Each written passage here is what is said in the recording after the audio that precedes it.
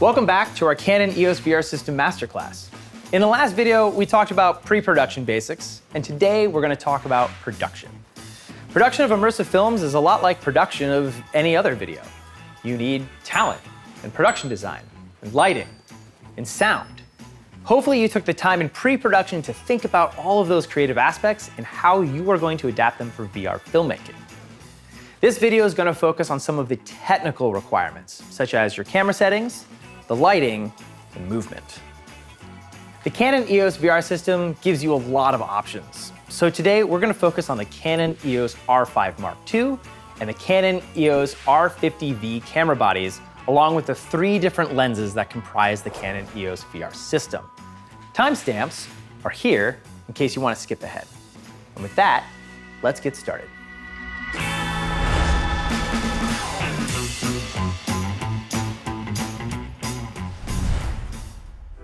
Canon cameras are extremely versatile. One of my favorite features is not only are they a great immersive camera when paired with the dual lens, but they're terrific photo and video cameras for traditional framed media as well. For VR filmmaking, there are a few important settings that are best to use. Let's start with the Canon EOS R5 Mark II camera. I press the menu button, and the first page is our image quality size settings. Here is where I set my main recording format. Depending on your camera model, this will vary. There are a lot of options, but for immersive filmmaking, here are my recommendations. Before we select our movie record size, we should pick our main recording format.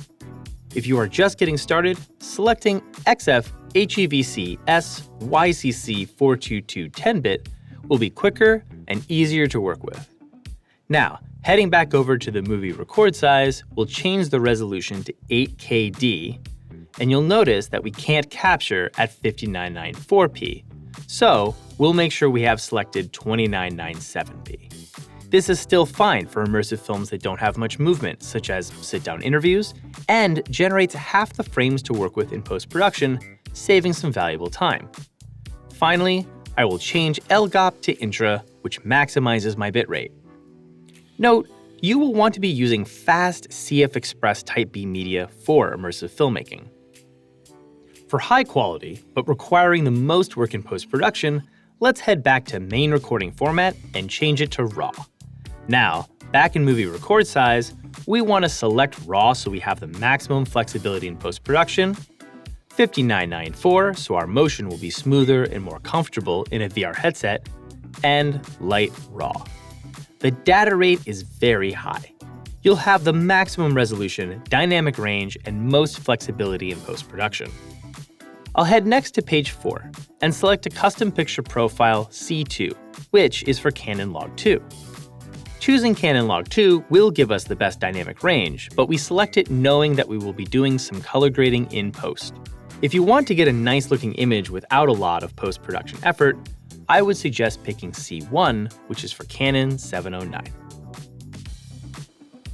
On set, it's important to move fast. So here are some tips to help you nail your shot every time.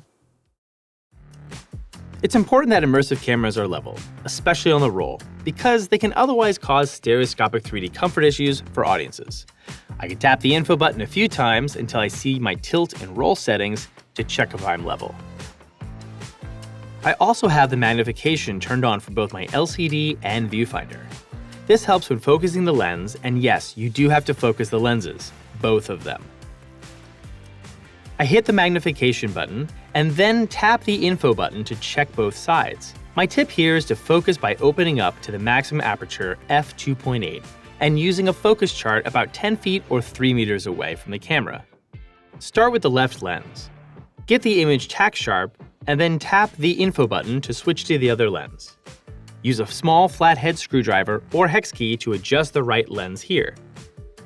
Tap the info button a few times to confirm both lenses match focus and then close back down to 5.6. This will ensure the maximum sharpness throughout your image, which is typically what you want. Your lighting needs may be different, so use your best judgment. You should absolutely check the focus of every single shot. And Canon's firmware makes this really easy to do. You don't need to adjust each individual lens every single time. And my last tip is, instead of using the LCD, which is great, I highly recommend doing focus by using the viewfinder or an external monitor. Let's turn our attention to the Canon EOS R50V. I have it paired here with the RFS 7.8mm f4 STM dual lens. And here are some important settings to know. I have my R50V set to advanced movies mode using this dial up here. I'll pick full manual so I can control my exposure. For movie record size, the R50V oversamples its 6K image sensor and records at 4K, which gives you an increase in sharpness and image quality. The maximum frame rate is 29.97. The format we'll select is XF HEVC-S YCC 422 10-bit, which will give us high-quality footage for later when we edit on a computer. On page 4, I can set my color profile.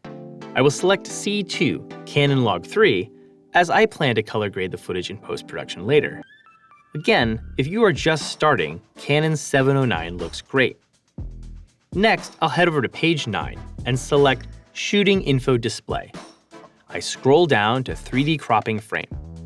In post, we'll have the option to frame for 8:9 or 16:9, and having frame guides on my monitor while I'm capturing will help me compose my shot. Now, when I hit the info button on the back of the camera to cycle through the info display screens, one of them will show my framing guides. There we go. Perfect. I think this camera setup is going to be perfect for some shots that are too close and wouldn't work otherwise well in VR.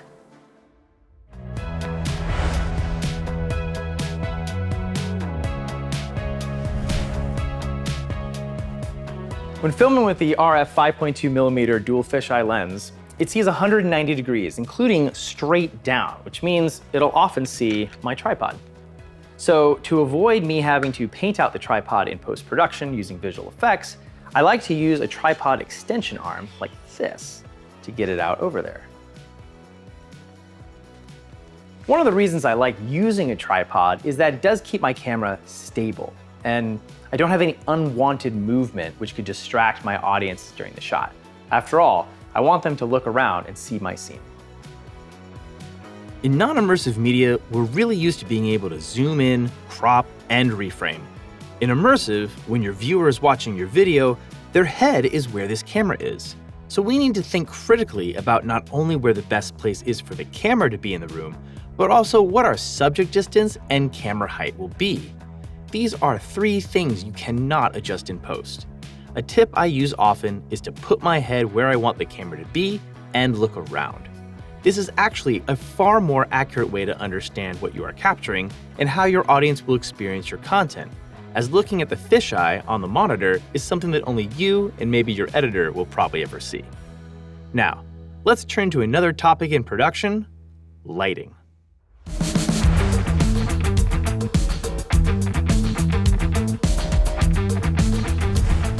For maximum sharpness, I like to shoot the 5.2mm dual fisheye lens closed down to f5.6.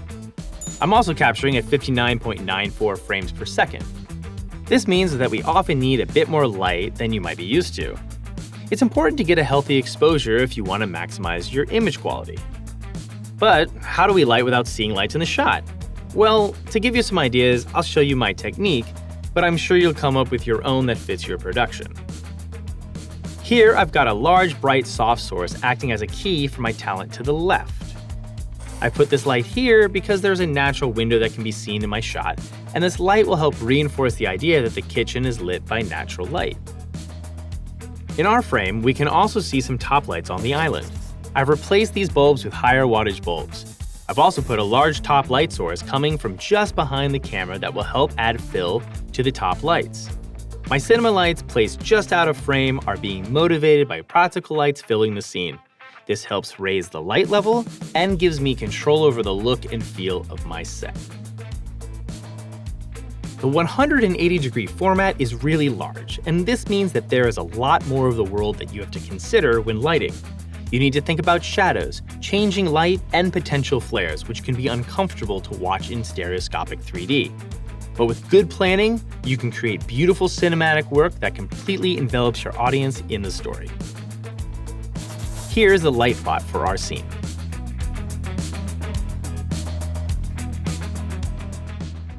The last topic I want to discuss in this video is the #1 question I get asked when teaching folks about immersive filmmaking.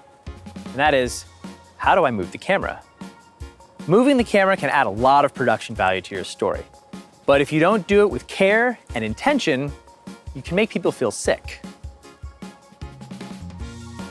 The reason is that when watching immersive content in a headset, if the eyes perceive that they are moving, but your inner ear says that you are not, this confusion can cause the body to make you motion sick. In my experience, VR filmmaking is not a handheld medium. Since the camera is essentially your head in a VR headset, you can imagine how uncomfortable it would be to have your head shaken all about. If not performing an intentional move, putting the camera on a tripod will still be compelling. The magic of watching VR films is that the audience themselves are moving their head and looking around the scene. By panning or tilting the camera, you are taking away this agency from them, which removes one of the great advantages of telling stories in this new medium. Let me show you.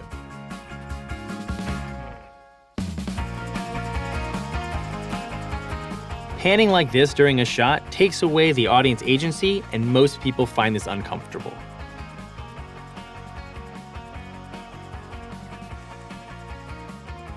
Tilting up or down has a disorienting feeling, which may not be what you want. Rolling the camera for a Dutch angle will cause issues with the stereoscopic 3D in addition to being very disorienting.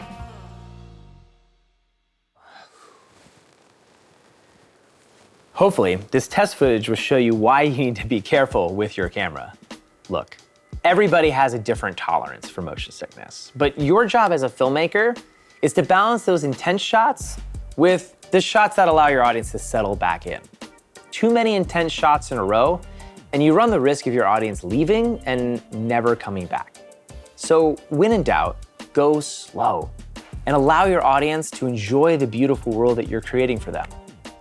The biggest takeaway I want you to have is that you need to test stuff and watch it in the headset. The only people seeing that fisheye image is you and maybe your editor. Thanks for watching. I'm looking forward to seeing you in the next video, where we're gonna cover post-production in spatial 3D, using the footage that we shot on the EOS R50V with the RFS 7.8mm f4 STM dual lens. It's gonna be amazing. Can't wait.